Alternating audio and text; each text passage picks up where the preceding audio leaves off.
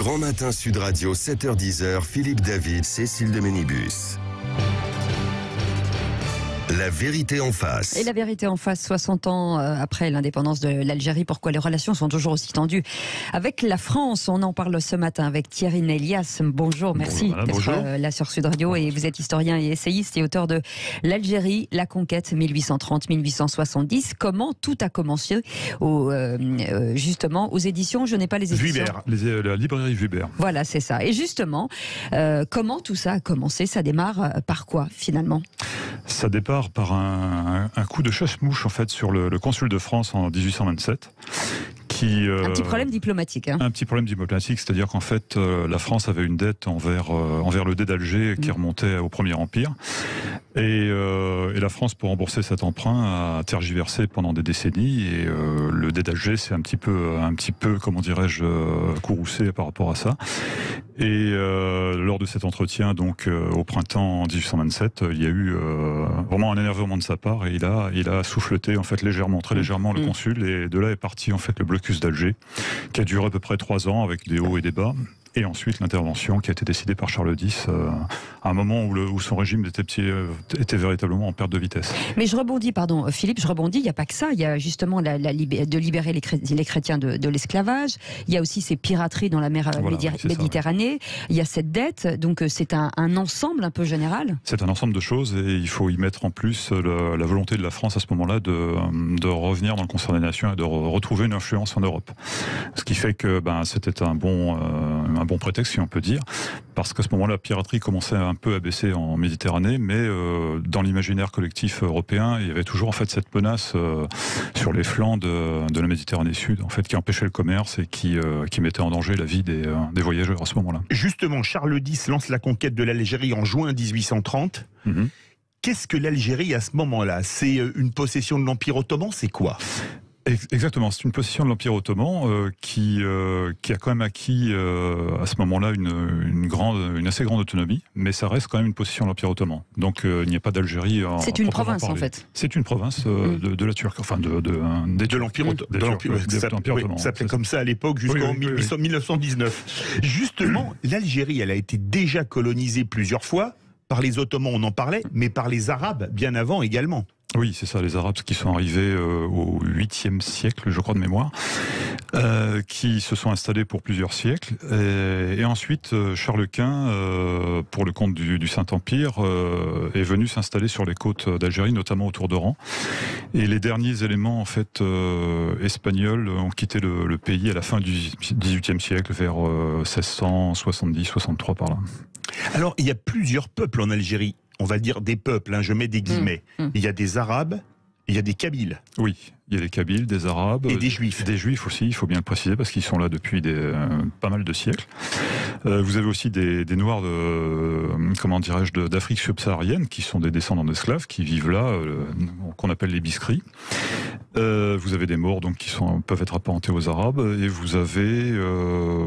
principalement, ça c'est vraiment les principales ethnies. Ce qui fait que les voyageurs qui arrivent à Alger, donc peu de temps après la conquête, et même jusque dans les années 30 et 40 en France, en Algérie, au XXe siècle, ont un peu la tête qui tourne en voyant en fait toutes ces populations qui se pressent dans un bruit permanent en fait dans les rues d'Alger, et notamment la Casbah en fait. Nos relations avec l'Algérie à cette époque-là, pour nous Français, elle est purement commerciale. C'est-à-dire en fait, qu'est-ce que vous entendez par là? C'est-à-dire que c'est juste, c'est ce qu'on dit. C'était pas la conquête, c'est effectivement c'est de la Méditerranée, en tout cas l'Algérie, mais nos relations commerciales qu'on avait entre eux, à la base, c'était que ça. Oui, c'est ça, c'est commercial, et encore, je pense qu'elle n'était pas très très poussée, mais on avait quand même une présence diplomatique à Alger, malgré tout. Mais je peux pas vous en parler plus que ça, parce que c'est vrai que c'est pas une chose que j'ai abordée. Mais justement, comment cohabitent tous ces gens, les Arabes, les Juifs, les Kabyles, les Maures, les Noirs? Comment est-ce qu'ils cohabitent à ce moment-là? En fait, ils vivent par communauté, si on peut dire. comment dirais-je, par le biais de tribus qui notamment sont dirigées par le pouvoir central qui se trouve dans la province, donc Constantine, Oran et Alger. Donc le dey d'Alger et les bey de Constantine et d'Oran. Et qui ensuite, en fait, ça se décline après avec des califes, avec des caïdas qui sont plus au niveau de la tribu. Donc en fait, c'est plutôt la cellule élémentaire, c'est la tribu, on va dire. Ils appartiennent tout à fait à des tribus. En fait. Et donc 1830, cette déclaration entre guillemets de guerre de la France à l'Algérie, avec une guerre terrible en fait. Alors oui, effectivement, ça commence par la conquête d'Alger et ensuite, on va essayer d'établir des têtes de pont en pénétrant un petit peu plus dans l'arrière-pays. Mais les premières années, en fait, vont se limiter vraiment à l'occupation de la côte, c'est-à-dire les grandes villes comme Oran, Alger et au bout de 2 ans, Beaune. Et avec des victoires, mais des grosses défaites aussi. Avec des victoires et des défaites, notamment depuis l'arrivée d'Abdelkader en 1832, en fait, qui rentre en ligne de compte. Mais le problème, c'est que l'État central français, à ce moment-là, ne sait pas trop encore ce qu'il veut faire de cette conquête. Et jusqu'en 1834, on parle même effectivement d'abandonner la terre d'Algérie. C'est-à-dire, je rebondis sur le fait de la semi-autonomie ou l'assimilation, c'est ça ? Ça va jusque-là ou pas ? Alors ça, c'est beaucoup plus tard. Oui, en fait. d'accord. Mais il n'y avait pas de prémisse, justement, d'imaginer qu'on pouvait... Alors, il y a toujours des intervenants qui parlent justement d'assimilation, qui parlent même de fusion des populations, mais c'est plus à partir des années 60, fin des années 50, début 60, avec Napoléon III, qu'on va commencer à avoir ce genre de discours dans la presse et puis dans la population. Ouais. Justement, la France connaît 4 régimes politiques entre 1830 et 1870. Quand on parcourt votre livre, elle connaît 5 régimes politiques, même la Seconde Restauration, la monarchie de Juillet, la Seconde République, le Second Empire et la Troisième République. Tous ces régimes, ils ont la même politique sur l'Algérie parce qu'il y a quand même un empire, 2 monarchies, et 2 républiques.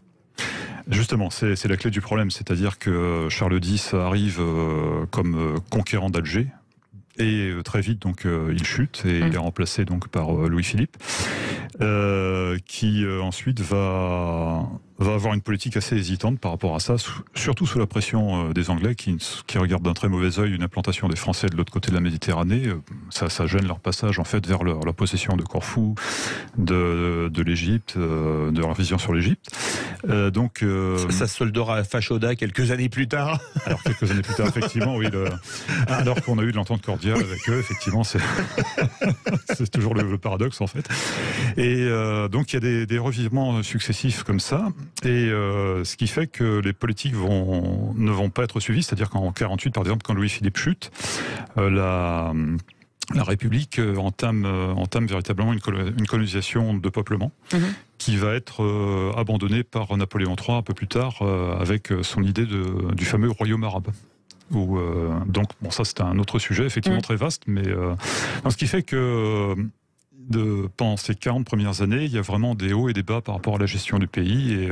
Mais est-ce qu'on sait véritablement dans cette période-là, ce que les Français ont envie d'en faire ? Est-ce que finalement tout le monde ne tâtonne pas un petit peu ? Tout le monde tâtonne et également la majorité du peuple français en fait n'est pas conscient en fait de l'intérêt de l'Algérie à ce moment-là. C'est assez loin, c'est de l'autre côté de la Méditerranée. Il y a les premières décennies, il y a très peu d'émigrants qui vont tenter leur chance là-bas. Donc il n'y a pas cette notion de l'Algérie, c'est la France qu'on va avoir à partir de la Troisième République et surtout au XXe siècle. En fait. Justement, votre livre commence le 7 septembre 1860. Napoléon III et l'impératrice arrivent à Alger après avoir visité la Savoie et le comté de Nice, qui sont devenus français 3 mois plus tôt. Grand signe politique, la Savoie, Nice, l'Algérie. C'est quand même marquant ce voyage, alors que l'Algérie est française depuis 30 ans. Même si elle n'est pas encore totalement colonisée, alors que la Savoie et Nice n'étaient pas françaises. Oui, c'est ça. Et c'est pour ça que j'ai intitulé le chapitre par visite provinciale. C'est-à-dire qu'en fait, le geste fort, c'est de dire que l'Algérie, en fait, est une terre française, une province comme une autre, finalement. Et c'est aussi le premier voyage d'un dirigeant français sur la terre d'Algérie. Il n'y en aura que 2, en fait. Et après, le général de Gaulle qui ira dans les années 60. Donc ça fait quand même très peu de visites officielles. Et 60, en fait, c'est vraiment la toute première. Donc le peuple est en liesse. On organise ça de des semaines à l'avance, il y a des festivités à n'en plus finir. C'est vraiment... et en plus, les fameux colons français et étrangers attendent cette visite avec impatience parce qu'ils veulent vraiment présenter leur travail et surtout, ils veulent vraiment être pris en compte par l'État français, l'État central. Et restez avec nous, Thierry Nélias. On continue bien sûr dans la suite dans quelques instants avec ce livre à lire absolument, l'Algérie, la conquête 1830-1870, comment tout ça a commencé. On en parle dans un instant. Vous appelez 0826 300 300. À tout de suite. La vérité en face. Et la vérité en face à 9h47 avec les 60 ans de l'indépendance de l'Algérie. Pourquoi les relations sont toujours aussi tendues avec la France? Et pour en parler ce matin, Thierry Nélias est avec nous, historien, essayiste et auteur de ce livre Algérie, la conquête 1830-1870. Comment tout a commencé, aux éditions de la librairie Vibert. Alors justement, Napoléon III retourne en Algérie en 1865, 5 ans après son premier voyage. Et son surnom, ça m'a fait rire, c'est Sultan Napoléon le IIIe. Oui, effectivement, c'est un surnom que lui donnent les autochtones parce que les autochtones à ce moment-là respectent énormément, comme toujours d'ailleurs, énormément la force et Napoléon III avec son régime autoritaire leur plaît énormément. Et effectivement, un sultan est comment dirais-je, a une charge un petit peu royale là-bas. Plus comment dirais-je, plus militaire. Donc effectivement, ils font le parallèle et ils l'appellent avec leurs propres mots Sultan Napoléon III. Justement, beaucoup de pieds noirs ont des patronymes espagnols ou italiens. Comment expliquer l'arrivée de ces colons alors que l'Algérie n'est ni espagnole ni italienne, mais française? Bien sûr. Alors, espagnol, c'est assez simple parce que finalement, il y a eu énormément de comptoirs autour d'Oran et puis à la cale tenus par les Espagnols. Donc, ils en sont partis à la fin du XVIIIe siècle, mais beaucoup de populations est restée. Et italien aussi, parce que l'Italie, effectivement, n'est pas très loin de la Tunisie et puis de la partie est de l'Algérie. Et à cette époque-là, en fait, l'Algérie, dans les années 40, 50, 60, était un petit peu l'Eldorado, les États-Unis de l'Europe, en fait, et de la France notamment. Donc, vous avez aussi des Allemands, des Suisses, des Belges, des Alsaciens lorrains à partir de 1871. Voilà, qui vont, plutôt que d'aller aux États-Unis, vont préférer tenter leur chance en Algérie. Et donc il y a beaucoup de parallèles qui sont faits entre la colonisation, la conquête de l'Ouest, notamment Napoléon III en parle d'ailleurs à un moment dans un discours, et la conquête et la colonisation de l'Algérie. Comment on explique que cette conquête soit si lente finalement? Parce que ça dure. Alors, ce que je disais, donc les politiques qui, avec beaucoup de retours en arrière, d'avancées, en fait, un pas en avant, 2 pas en arrière, ça dure quand même à peu près 10 ans.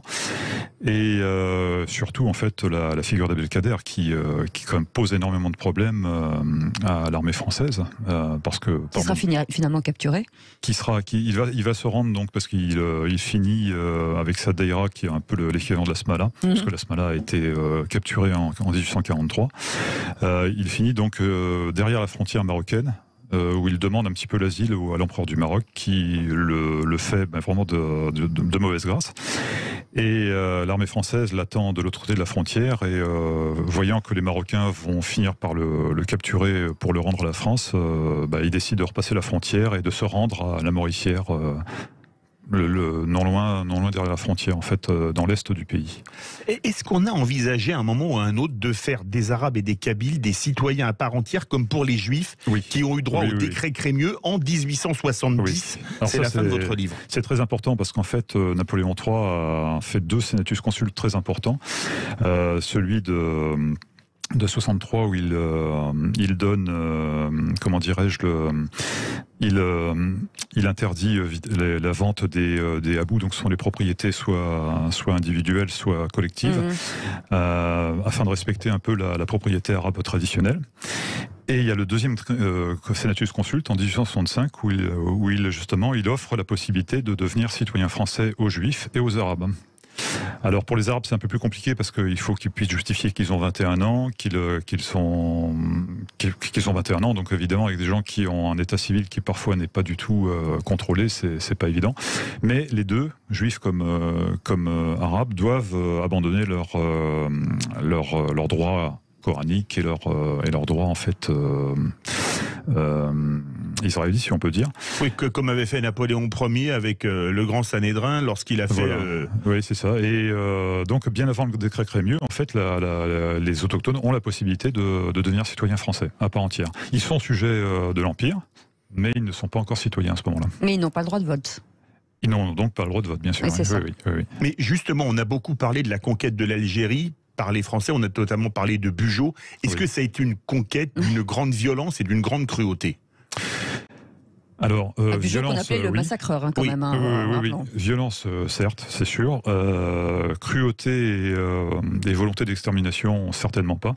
C'est-à-dire que, bon, déjà, c'est difficile de juger avec nos critères actuels, hein, puisqu'on ne peut pas transposer en fait la conquête en plein milieu du XIXe siècle à notre vision des choses. Bien sûr. La société d'aujourd'hui. La société d'aujourd'hui qui vit la paix depuis 70 ans, en fait. Mais par contre, c'est vrai que Bugeaud est un ancien de l'armée napoléonienne, il a un ancien d'Espagne aussi, donc il a été rompu au problème de la guérilla. En plus, c'est un député de la Dordogne qui est vraiment sensible au problème de l'agriculture. Et pour lui, en fait, il faut absolument couper les vivres aux tribus qui lui résistent pour leur couper tout moyen de résistance et de défense, afin qu'ils puissent se rendre facilement. Le but, c'est vraiment de réduire de rallier les tribus afin qu'elles se soumettent, comme on disait à cette époque-là. Donc il n'y a pas de volonté d'extermination. Par contre, effectivement, oui, ça peut être très très dur des fois. Oui. Est-ce qu'il y a une possibilité aujourd'hui de réconciliation entre l'Algérie et la France ? Même si alors je sais qu'on sort un petit peu de votre sujet, mais même si aujourd'hui on sent encore qu'il y a des tensions, que c'est très sensible, que l'Algérie est très sensible, que la France est parfois très maladroite, on le sent aujourd'hui en France. Qu'est-ce qu'il faudrait faire, ou est-ce qu'il y a des possibilités finalement que ces deux pays se rapprochent définitivement ? Je pense que... À mon humble avis, en fait, il faudrait peut-être cesser un peu avec le comportement de repentance qu'on a, et voir les faits en face, des deux côtés. D'assumer, vous voulez dire ? D'assumer des deux côtés, en fait. Et ce que j'ai essayé de faire, justement, de voir les exactions, s'il y en a eu d'un côté, factuel, d'être factuel, exactement. Voilà. Et je pense que ce serait rendre service au problème des relations entre la France et l'Algérie. Oui. Justement, hier, c'était le 60e anniversaire de l'indépendance de l'Algérie. On en a beaucoup parlé. C'est également le 60e anniversaire du massacre d'Oran. Oui. 700 pieds noirs massacrés. Pratiquement personne n'en a parlé. Oui. Est-ce que pour arriver à faire le solde de tout compte du passé, votre livre se termine par cette phrase: guerre ou événement d'Algérie, la littérature abonde sur ce sujet dont nous n'avons pas encore fini de payer les arriérés. Est-ce que quelque part, il faudrait aussi que l'Algérie reconnaisse qu'elle a commis des crimes? Il y a eu les massacres d'El Alia, de Melouza en 54, 55 de mémoire. C'est 55, je crois, Melouza et El Alia. Est-ce que quelque part, évidemment, la France a eu des torts, et évidemment, les crimes pendant la guerre d'Algérie, il y en a eu des deux côtés. Il y a eu des deux côtés, effectivement. Oui. Les reconnaître, je pense, serait vraiment un vrai pas, oui, de réconciliation et de pacification des relations. Parce qu'effectivement, on voit toujours la chose avec le même prisme depuis des décennies en France, c'est-à-dire que c'est une vision colonialiste, en fait, finalement. Et ça pose vraiment problème pour moi. Oui. Effectivement, l'Algérie était une colonie, mais bon, il faut voir les choses en face. Il faut tirer parti des côtés positifs et négatifs. Oui, bien sûr. Mais est-ce que finalement, 60 ans après l'indépendance, on peut dire que l'Algérie est un régime militaire, puisque les seules élections qu'il y a eu, ils ont perdu au premier tour, ils ont annulé le deuxième tour. C'est toujours les mêmes militaires qui sont au pouvoir. Est-ce que quelque part, le ressentiment contre la France, c'est pas le seul moyen d'arriver à dire, écoutez, il n'y a que nous, c'est nous les meilleurs, c'est nous qui vous avons libérés, même si la plupart n'étaient pas nés entre 54 et 62 ? Là-dessus, je peux pas trop m'exprimer. Excusez-moi, le ressentiment anti-français, il est quand même entretenu en Algérie, non ?